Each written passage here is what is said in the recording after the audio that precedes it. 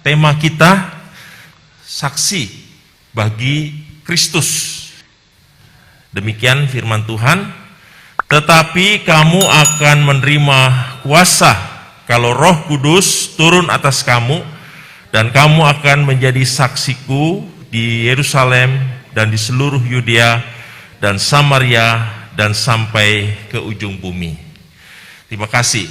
Saudara yang dikasihi Tuhan, kalimat ini diucapkan oleh Tuhan Yesus ketika dia naik ke surga di Bukit Zaitun, ya.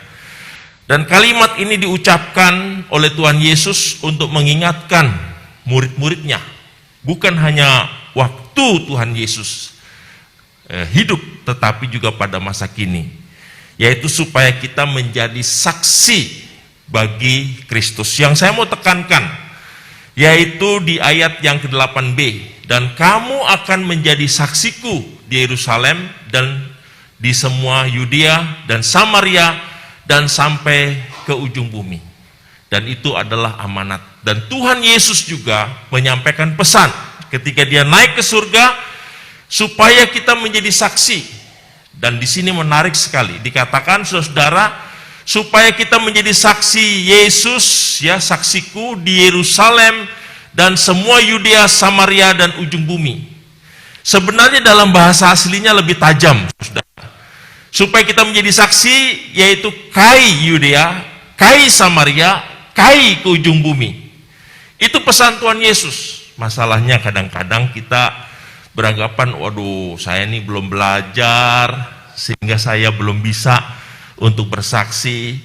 Atau kita bertanya, aduh, gereja kita masih banyak kebutuhan, masih butuh ini, butuh ini, butuh ini, sehingga susah, Pak, tidak cocok.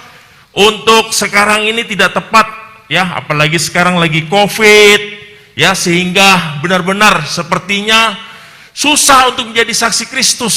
Tetapi saudara, ini adalah perintah. Perintah dari siapa? Dari Tuhan Yesus kepada kita, yaitu umatnya, orang percaya, supaya kita menjadi saksi. Dan menarik sekali, di sini disebutkan kata Yerusalem, kai Yudea, kai Samaria, kai ujung bumi. Lalu mana dulu, Pak, yang kita mau kerjakan? Kata kai dalam bahasa Yunani itu dan, ya, dan. Nah, kata dan itu menunjukkan equal, sama. Jadi mau kita bersaksi untuk kita menjadi saksi di kalangan keluarga kita, mau kita menjadi saksi komplek kita, tempat kerja kita, atau kota kita, atau antar provinsi, itu dikerjakan secara sama-sama, secara simultan. Bukan tunggu dulu, beres dulu nih Yerusalem saya, baru kita keluar. Tidak. Ya, saya punya pengalaman lucu, saudara. Ketika saya baru lulus, maklum ya, usia masih muda, lulus umur 22 tahun, disuruh khotbah, dikasih tema amanat agung, khotbah, begitu semangat, supaya jemaat bersaksi. Setelah bersaksi, setelah berkhotbah, lalu majelis panggil saya, Bapak jangan suruh-suruh kita bersaksi, jangan suruh pergi kita penginjilan, jangan suruh bermisi. Bapak tidak tahu gereja di sini, Bapak orang baru.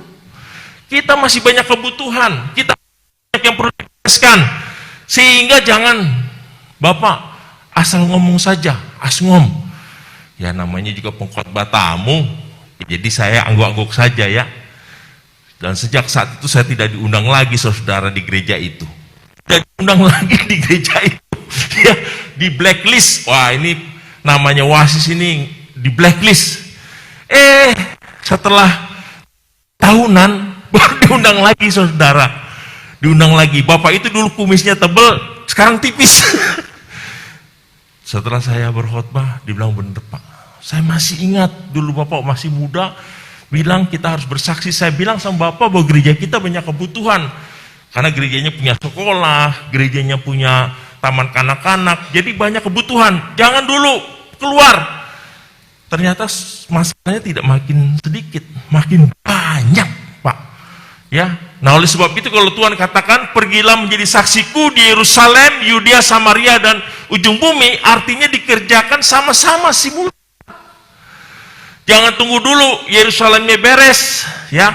Nah untuk itu kita ingin lebih jauh apa yang sebenarnya harus kita lakukan, harus kita kerjakan di dalam panggilan kita sebagai umat Tuhan, ya, yang masih diberi kesempatan oleh Tuhan untuk kita boleh hidup. Nah untuk itu saudara, firman Tuhan mengatakan di dalam Yesaya 49 ayat 6 dikatakan, terlalu sedikit bagiku hanya untuk menjadi hambaku, untuk menegakkan suku-suku Yakub, dan untuk mengembalikan orang-orang Israel yang masih terpelihara. Tetapi aku akan membuat engkau menjadi terang bagi bangsa-bangsa, supaya keselamatan yang daripadaku sampai ke ujung bumi. Yang menarik di sini saudara, nah untungnya kalau kita belajar bahasa asli itu kita tahu penekanan-penekanan, ya.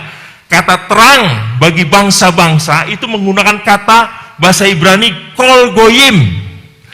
Artinya kol goyim itu orang yang tidak mengenal Tuhan, ya, orang yang tidak mengenal Tuhan, orang kafir. Nah kita dikafir-kafirin, ya. Tetapi yang dimaksud kafir di sini yaitu orang tidak mengenal Tuhan, penyembah berhala. Jadi waktu Yesaya mengatakan Yesaya 49 ayat 6, supaya kamu menjadi terang bagi bangsa-bangsa, itu maksudnya supaya kita memberitakan keselamatan bagi kol goyim, orang-orang yang tidak mengenal Tuhan. Orang-orang yang hidup di dalam penyembahan berhala. Di sini dikatakan kita menjadi terang bagi bangsa-bangsa. Kita menjadi terang bagi bangsa-bangsa. Kalau saudara melihat, ya, saudara melihat dunia saat ini, penduduk dunia menurut laporan WHO itu sekarang sudah mencapai 7 miliar. Ya, kenapa WHO tahu? Karena sekarang lagi sibuk dengan urusan COVID. Ya. Jadi mereka mendata, dan kalau saudara lihat dalam statistik yang kita coba perlihatkan kepada saudara, dari sekitar 7 miliar penduduk dunia itu, ya, itu 2,2 miliar itu orang Kristen, lalu 2,8 miliar itu telah mendengar Injil tapi bukan Kristen, ya. Mereka mendengar Injil dari TV, dari radio, dari traktat, tetapi mereka tidak Kristen, tapi sudah mendengar Injil. Dan ada 1,7 miliar yang belum pernah mendengar Injil, ya, termasuk yang ada di Papua, di pelosok-pelosok. Mereka orang-orang yang belum mengenal Injil. Apa yang kita bisa lakukan? Saudara tidak harus seperti saya berkhotbah. Kita bisa melakukan dengan cara yang sesuai dengan kapasitas, dengan apa yang kita miliki. Saudara bisa berdoa, saudara bisa mungkin menjadi utusan misi, atau saudara bisa mungkin mendukung dengan sarana dan prasarana yang dibutuhkan untuk pelayanan misi. Saya tadi pagi lihat warta jemaat kita di sini ada dana misi, ya. Nah itu salah satu cara supaya kita mempercayakan pelayanan misi melalui gereja kita. Nah saudara-saudara, dari begitu banyak penduduk dunia itu terbagi dari beberapa agama, ya. Agama Kristen rupanya ada 33%. Kalau katakanlah penduduk dunia itu sekarang ada sekitar 7 miliar, orang Kristen itu sekarang itu sekitar 2 miliaran, saudara, tadi, ya, menurut catatan 2,2. Nah sekarang kita lihat,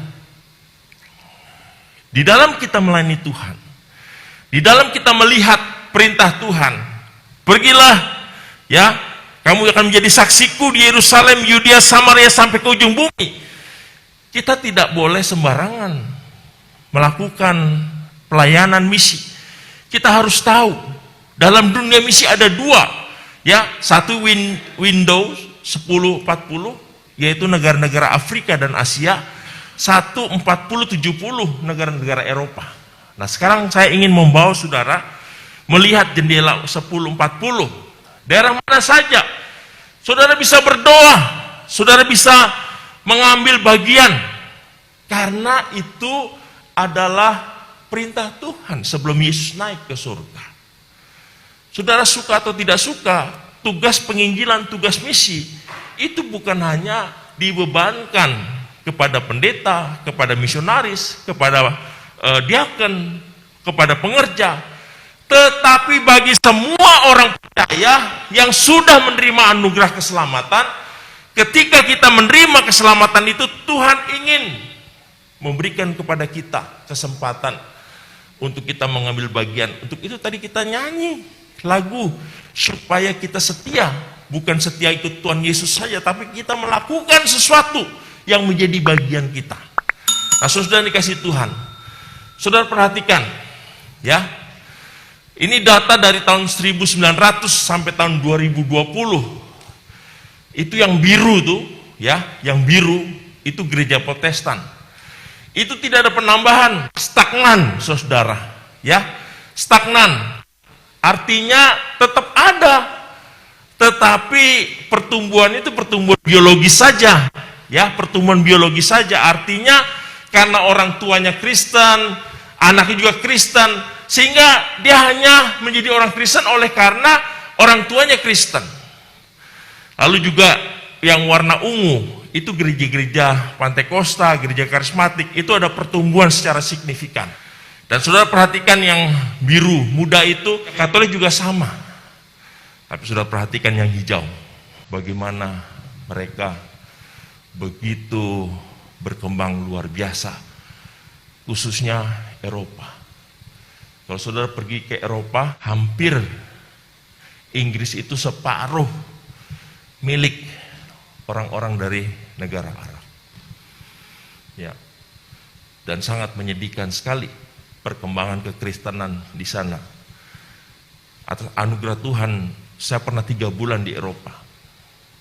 Saudara, yang membuat miris, karena saya ada di sana, lalu saya pergi ke gereja seperti saudara, seperti ini. Dan waktu saya datang, gerejanya itu megah sekali. Kalau saudara lihat katedral, gereja-gereja katedral, itu besar. Mosaiknya bagus, bangkunya itu 1.500-2.000, itu berarti dulu jemaatnya segitu. Tidak mungkin jemaatnya itu 50, 100 atau seperti kayak kita begini, kalau bangkunya disediakan 1.500-2.000. Artinya dulu pernah jemaatnya segitu. Ketika saya beribadah di sana, mulai jam 9, ketika datang, mulai jam 9 saya lihat, ya, yang datang cuma beberapa orang. Dan semuanya sudah di atas 50 tahun. Telat, seharusnya jam 9, mulai jam 9.15, karena nunggu. Kalau kita kan nggak nunggu. Ibadah, udah jam 8 mulai. Mau 2 orang, 3 orang, mulai pokoknya. Ya, kita yang telat, bukan ibadahnya yang telat, di sana nunggu. Setelah kira-kira 12.15 orang mulai ibadah. Jomplang, bangku dengan ruangan itu jomplang. Tahu saudara, ketika selesai, saya dihampiri oleh pendetanya. Dia katakan, puji Tuhan, ini dalam bahasa Indonesia ya. Puji Tuhan, hari ini gereja kedatangan anak muda. Padahal saya usianya 50, saudara. Dibilang anak muda, apalagi seperti saudara begini, dibilang balita kali ya. Di Eropa gereja mengalami post-Kristen era, masa kekristenan yang berlalu. Dulu mereka mengutus utusan Injil, pergi ke Maluku, pergi ke Jawa, pergi ke seluruh Indonesia, sehingga kita yang tadi tidak mengenal Injil, kita akhirnya mengenal Injil. Tetapi sekarang mereka lebih suka nonton bola daripada ke gereja. Gereja kosong. Bahkan ada gereja ganti nama, saudara. Apa? Namanya gerejanya Heavenly Pizza. Jadi sudah berganti jadi toko pizza. Supaya ini orang tahu bekas gereja, jadi ditulis Heavenly Pizza, pizza surga. Miris sekali. Kenapa? Karena Injil sudah ditinggalkan, saudara. Untuk itu, supaya api Tuhan terus menyala-nyala di gereja kita, kita harus mengobarkan semangat Injil, semangat misi. Karena mujizat itu terjadi, kebangunan rohani itu terjadi kalau kita melakukan pelayanan, baik itu pelayanan misi maupun pelayanan penginjilan. Mujizat itu akan terjadi. Tapi kalau kita santai-santai saja, yang penting ke gereja, yang penting kita beribadah, tunggu. Kita akan sama seperti di Eropa. Kita akan padam. Untuk itu saudara, kita terus menggelorakan semangat kita untuk bersaksi, untuk menjadi misi Tuhan. Supaya kita tidak seperti yang biru.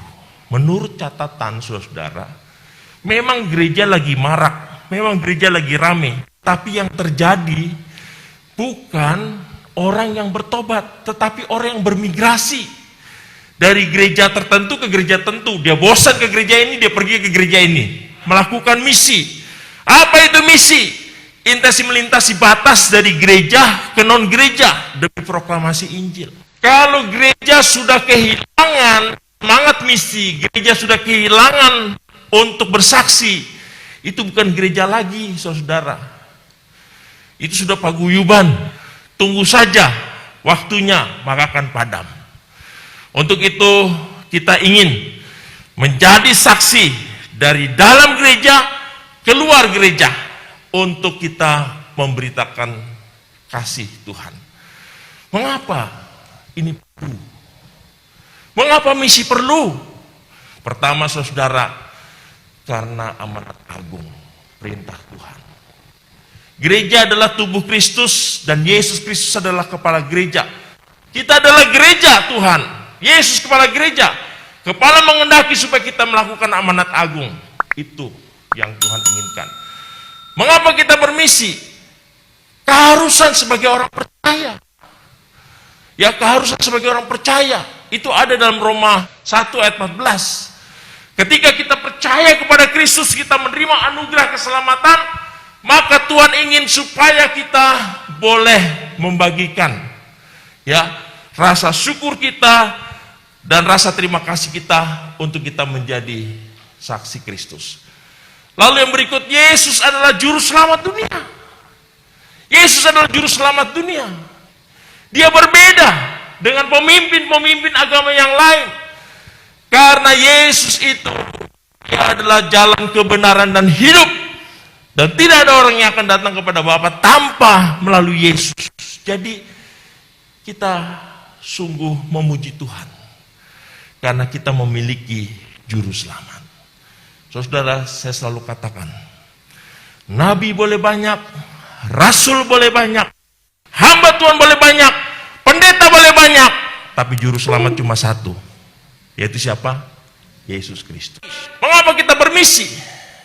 Yesus terlampau kecil jika hanya disembah oleh sebagian beberapa orang.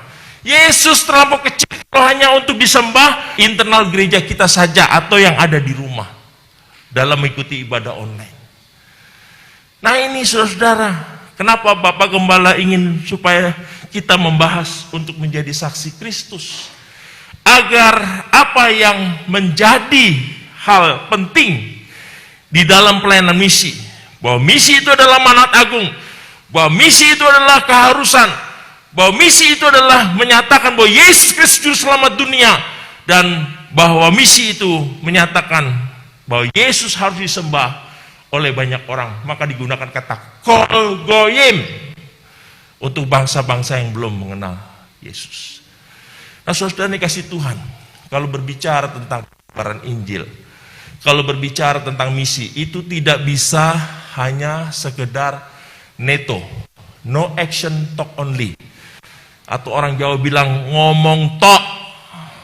Tetapi harus bagaimana? langkah konkretnya. Untuk itu saudara, kita melihat Indonesia. Indonesia ini ada 34 provinsi, 7.500 pulau, dan ada kurang lebih sekarang 250 jiwa dan 800 suku. Begitu luas sekali Indonesia. Untuk itu daerah-daerah mana yang kita perlu doakan? Suku Betawi kita doakan. Ada di sekeliling kita orang-orang Betawi. Lalu juga suku Sunda, ya, 2 juta. Orang Kristennya sedikit, saudara-saudara. Saya memuji Tuhan. Saya kenal seorang hamba Tuhan yang konsisten melayani di Ciwidey. Dia waktu melayani mengalami kesulitan. Karena apa? Karena dia tidak tahu harus bagaimana menjangkau mereka. Tapi Tuhan beri hikmat luar biasa. Terakhir ngomong sama saya, dia sudah menjangkau kurang lebih 600 kakak. Dan ada di Ciwidey. Bagaimana caranya? Mereka menjangkau tidak langsung memberitakan Injil. Tetapi di Ciwidey itu tempat bagaimana mereka punya home industry. Dia tidak membicarakan Injil, tetapi dia membangun jembatan, membantu pemasaran, dan pada akhirnya mereka datang sendiri. Pak, bagaimana? Saya ingin ya seperti Bapak. Seperti saya gimana? Ya seperti Bapak beribadah hari Minggu. Karena mereka sudah mengalami kasih Tuhan, dijamah. Bukan mendengar khotbah, bukan mendengar pemberitaan firman Tuhan, tapi ada perbuatan nyata yang mereka rasakan sehingga ekonomi mereka membaik karena hasil industri mereka dibantu untuk dipasarkan, dan luar biasa. Lalu saudara-saudara, di mana lagi yang kita perlu doakan? Di Pantura, saudara, ada 18.600.000 orang Kristennya sedikit. Nah, itu target kita. Mulai dari Kudus, ya, Jepara, Pati, ya, itu target untuk kita doakan. Ada orang Jawa Tengah di sini, ya, perlu didoakan saudara. Kita mau menyampaikan misi supaya kita dibukakan. Kita pulang, kita ambil komitmen. Saya mau berdoa untuk pekerjaan Tuhan, misi. Lalu mana lagi saudara? Belitung. Tempatnya Ahok. Saya sama istri pernah ke sana dan hampir mati. Kenapa? Pesawat yang kami tumpangi nggak bisa mendarat. Waduh, waktu nggak bisa mendarat, seru banget saudara. Ya, kita mau berangkat penginjilan. Rupanya pendeta takut juga mati ya. Sampai istri saya bilang, aduh, lihat teman-teman tuh yang mau berangkat misi. Kita tim misi. Udah, aduh. Saya cuma bilang, masa sih Tuhan, saya mau mengabarkan Injil kok mati jatuh dari pesawat. Ya, tapi puji Tuhan, pilotnya jago. Begitu ada awan terbuka, set langsung masuk. Akhirnya kami melakukan penginjilan di sana. Dan orang di Babel itu, kalau ke sana saudara-saudara, ke gereja, jangan berharap ketemu anak-anak muda seperti ini, yang masih fresh from the oven. Ya, sudah tua-tua. Saya tanya, kok tua semua? Iya Pak, gereja menyediakan makam. Mereka ke gereja supaya mereka nanti mati ada tempat untuk dimakamkan. Lalu mana lagi saudara? Aceh. Kita berdoa. Dulu Tuhan buka melalui peristiwa tsunami, tapi sekarang tertutup lagi. Nah, inilah daerah-daerah yang kita perlu doakan saudara, agar kita jangan menjadi orang Kristen yang hanya fokus kepada diri sendiri, hanya fokus kepada hal-hal yang berkaitan dengan masalah-masalah seputar itu saja. Sesungguhnya ada tugas yang Tuhan berikan kepada kita untuk kita mengambil bagian. Saudara tidak harus pergi seperti saya, tapi saudara bisa berdoa, mengambil pokok doa. dengan tempat-tempat yang tadi saya bagikan kepada saudara. Saya sendiri harus menjadi contoh. Tuhan izinkan pergi di Sumba. Di Sumba itu ada yang kita sebut dengan Kolgoyim, yaitu suku Merapu. Itu orang, suku itu belum mengenal Tuhan. Dan itu menjadi target kita. Dan Tuhan izinkan kita melakukan ibadah kebangunan rohani di sana di Tanah Lapang. Dan banyak anak-anak muda yang dijangkau oleh Injil Yesus Kristus. Waktu saya pergi, saya masih aktif sebagai dosen. Dan saya mau cari mahasiswa.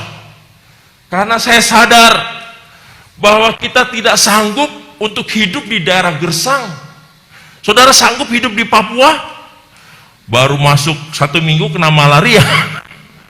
Jadi secara kita harus mempersiapkan putra daerah, memenangkan mereka, kita didik baik-baik, kita utus lagi ke sana. Karena kita tidak sanggup, saya terus terang nggak sanggup. Makanya kita persiapkan anak-anak dari sana, kita beasiswain, kita didik di sini, lalu kita utus kembali ke sana. Tapi karena COVID sekarang strateginya terbalik, kita harus siapkan di sana, ya, seperti itu, bukan di sini. Saudara-saudara, itu yang kita ingin lakukan. Indah sekali, banyak tempat-tempat yang kita bisa jangkau. Saya khawatir apa yang saya ceritakan mengenai kondisi di Eropa bisa terjadi, saudara, di Indonesia. Karena apa? Karena kita tidak mau dipakai oleh Tuhan untuk kita menjadi saksi Tuhan. Akibatnya ada 3, bukan prokes ya, bukan prokes. Gereja bisa menjadi 3M. Apa itu M yang pertama? M itu yaitu men. Gereja ini ada, GSJ Garing Serpong ini ada karena Pak Gembala yang memulai. Itu men. Tetapi ada M yang kedua. Apa itu M yang kedua? Movement, kegerakan. Kita memerlukan kegerakan. Kegerakan yang diawali dengan kita mulai untuk melakukan apa yang Tuhan kehendaki, yaitu kita menjadi saksi. Terjadi movement. Jangan berharap, saudara-saudara, gereja kita akan mengalami movement kalau tidak ada kegerakan. Kalau tidak mungkin terjadi kebangunan rohani kalau kita tidak bergerak. Karena mujizat Tuhan. Saudara-saudara, saya menulis sejarah gereja di mana saya melayani.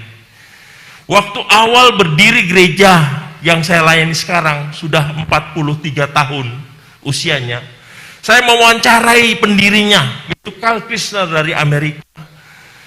Akan waktu awal-awal ibadah, wah, ketika ibadah mujizat terjadi luar biasa. Kenapa? Karena semangat menginjili. Terjadi mujizat karena orang-orang yang di dalamnya semangat menginjili. Dipisahkan. Mujizat, kuasa Tuhan dan penginjilan tidak bisa dipisahkan.